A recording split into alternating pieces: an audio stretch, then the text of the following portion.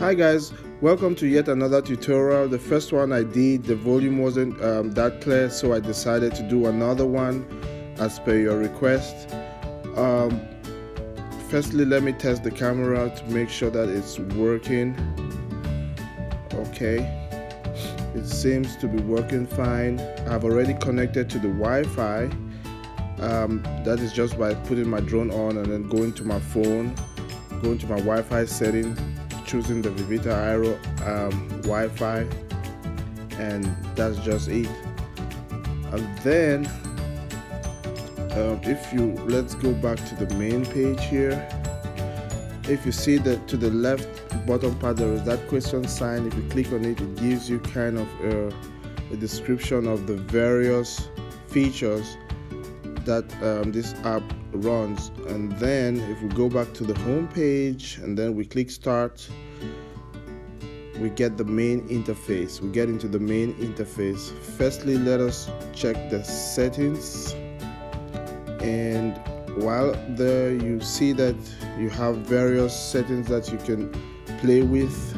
You have the control stick, you have the parameters, you have the map, and also you have other features. So just play with those, and then it's very easy and straightforward to understand.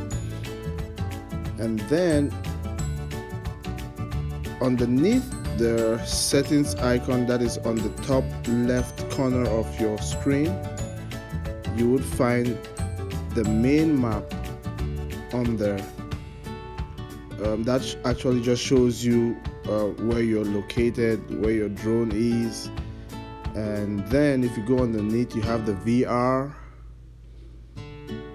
and then you have folders at the bottom right side, and on top of that you have your camera and your video camera.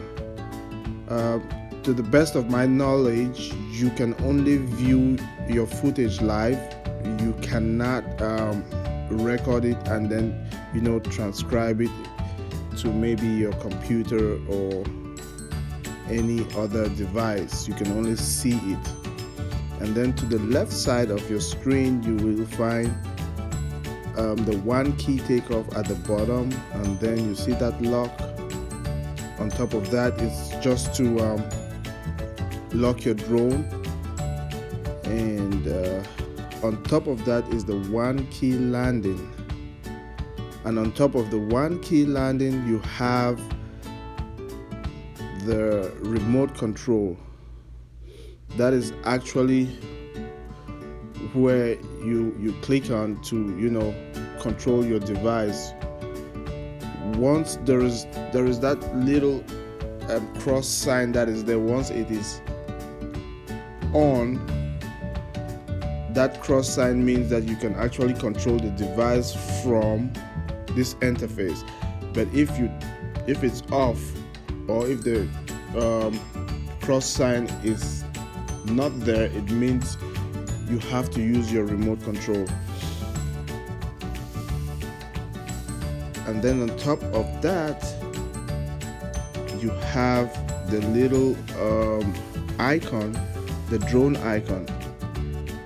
Once you push that, you have 4 items that shows on a toolbar, and the first icon to your left is the stop button, which is somehow, if you look at the screen, it's somehow yellowish green. And then you have the map, and then you have the other icon that is like an arrow, a meandering arrow. That is where you click to do the follow me. So once you click on that, your drone will follow you wherever you go. And then the last one is just an emergency stop. If you have to stop your drone because of an emergency, you click on that one. Okay, let me play a little bit with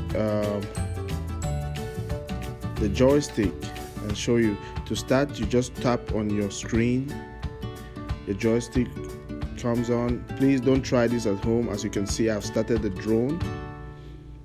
It's now on. You you just push it forward or upward, it lifts up your drone. To the right side, it moves the drone all the way. Either you want to move it to the left, to the right, front and back. You hit on the right side of your screen, and then you can control it normally.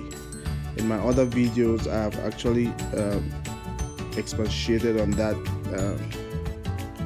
a little bit more, so I will not spend much time on that. So again, just a quick recap. To get your joystick to function from the app, that little icon, that is the X sign. Some people think that when that X is there, it means it is off. No, it means it is on, so you can control from the app. But once you click on it and that icon disappears, it means you have to use your remote control.